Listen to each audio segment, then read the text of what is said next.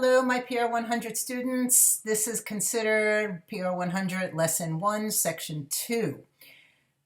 My objective is to talk to you today about what a public relations campaign is. It's pretty obvious that a campaign is a start-to-finish plan of what you're going to do, what you suggest doing for your client. And hopefully we're all understanding what a client is at this point in the semester, what you're going to do for your client to meet your client's needs and help your client best understand the way that you can do that. So, step one of a public relations campaign involves research, as we've talked about. RACE, that acronym, PR campaigns, research, action, communication, and then evaluation. So step one, research, involves the backgrounder, BACKGROUNDER. For those of you who don't know my Long Island, New York accent, backgrounder, the background of your client. This involves doing a pretty extensive amount of research. Fortunately for us as communicators, that research is best done in a face-to-face interview or meeting with your client. Again, that's the old normal. The new normal probably will change that face-to-face for now, but face-to-face interviews allows you to sit with your client probably for at least an hour to get all the information about them that you feel you need to understand who they are, what they do, and as well to be able to communicate that information to others on your team if you work for an agency or you work for a place where there are a number of people who will work on the team. They may be advertising people, they may be marketing people, they may be strategists, they may be crisis comm, whatever.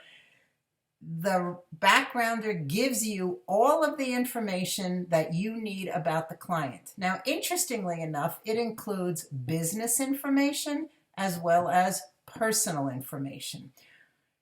When you do a backgrounder, you start with a set of questions for your client that will help the client figure out for you what you need to know. How did you start your business? Explain your business. Who works at your business? Why did you start that particular business? When did you start that business? It also includes financial information. How much money did it cost you to start your business? What's your income for the business? How do you budget your money? What are the things that you've already done to reach clients, to reach customers, I should say? Again, customers, targeted audiences. We're going to talk about that next. Who are your customers? Who are the people that you're already reaching? And who are the people that you would like to reach? What are you doing to reach those people? So you're going through the gamut, a history of their business, how it started, why it started, when it started, where it started, why they chose to be in the restaurant business and not the laundromat business. Every single piece of information that you could find out about their business. But then we switch tactics. Then we talk about the client personally. Who are they? Do they come from a large family? Where were they born? What's their favorite color? Are there foods they're allergic to? What are some, I can't believe how much I touch my face. How they run their days. What's interesting to them? Do they have any parts of their family history that they can share with you? Here's the catch. An awful lot of that personal information about a client is what's going to give you an idea on how to reach extended audiences. Again, we're going to talk about audiences next. That's the second step in developing a campaign. Today, basically, I'm going to talk about backgrounder.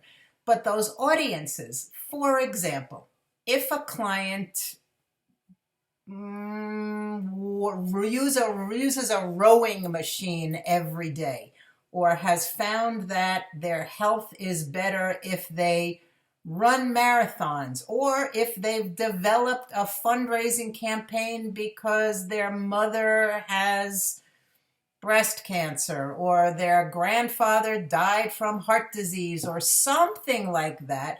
Now we know that there's a particular audience that they can connect with that probably has very little to do with their business customers, but allows you to reach out to an enormous other group of people to let them know about the business. We're going to talk more about this with audiences, but let's go back to the backgrounder.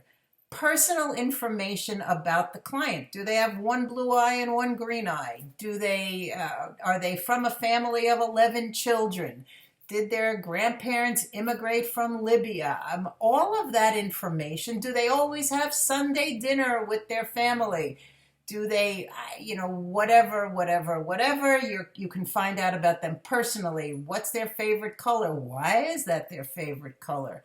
Why did they choose to live in a suburban area rather than an urban? Do they have a garden? Do they grow tomatoes? I mean, I have no way of knowing, nor do you, what information you're going to use when you interview your client.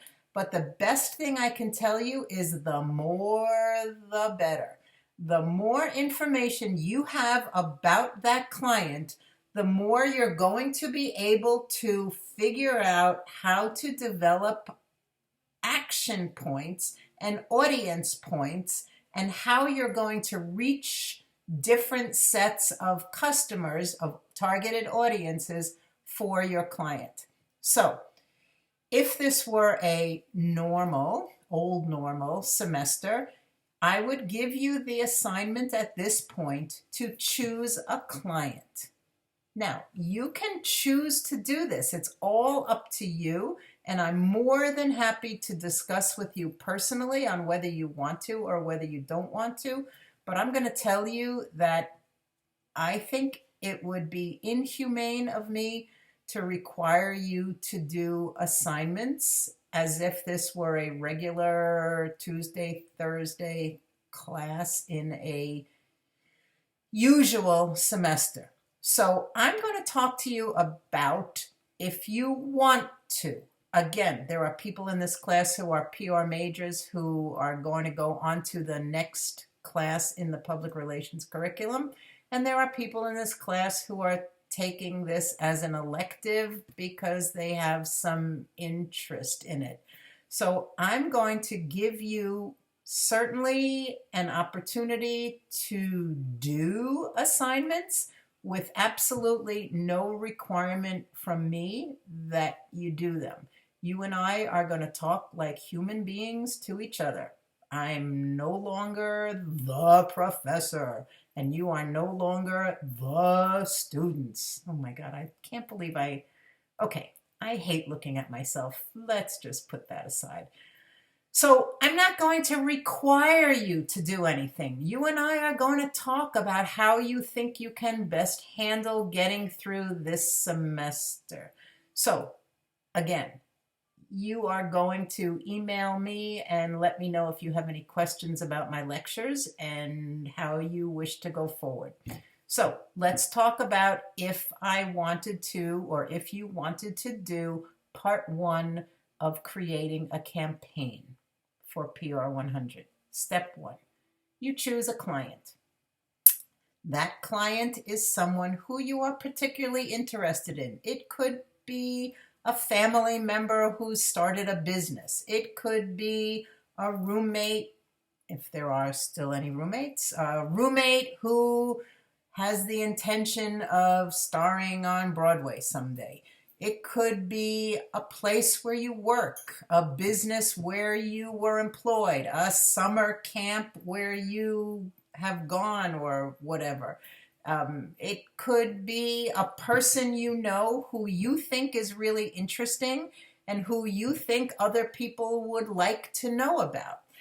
The best thing I can tell you is to choose a client who is in a business or has aspirations that you are also interested in and that you understand.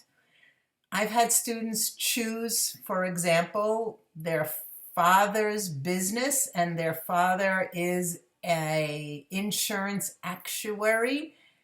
They've had a very difficult time trying to understand what an actuary does. And again, the reason they need to understand that is because if you're doing a backgrounder for me, I am going to be the head of the PR agency where you work. And your job is to do a backgrounder, understanding the client and putting it into words so that I understand the client. This is difficult if you truly have no interest in who the client is or what the client does. So, step one, you choose a client. And again, in the world of public relations, you will be assigned clients based on your area of interest or your area of expertise.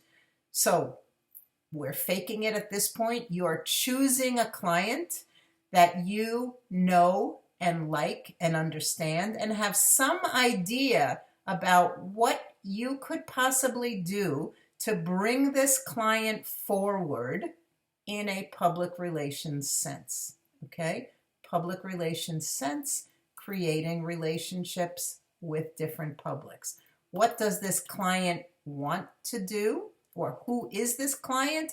And what does this client have that will give you an opportunity to bring them to a different audience or to any audience? Again, if your Hofstra roommate or your sister-in-law has an intent of becoming an opera singer, you can figure out how to help that person reach the goals through public relations. Step one, you're not going to say, I wish to make the client famous, because you have no way of doing that. That's not under your control.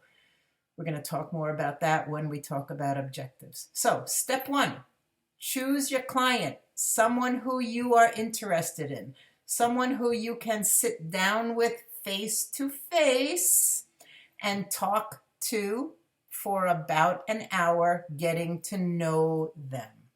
Getting to know everything you can about them. Getting to know weird situations that they are in. Getting to know what their dreams and aspirations are, where they came from, how they got there. Again, I don't intend to be vague, but I intend to make the strong point that a backgrounder includes everything you could possibly find out about the client. So, once you have that backgrounder information, you type it up.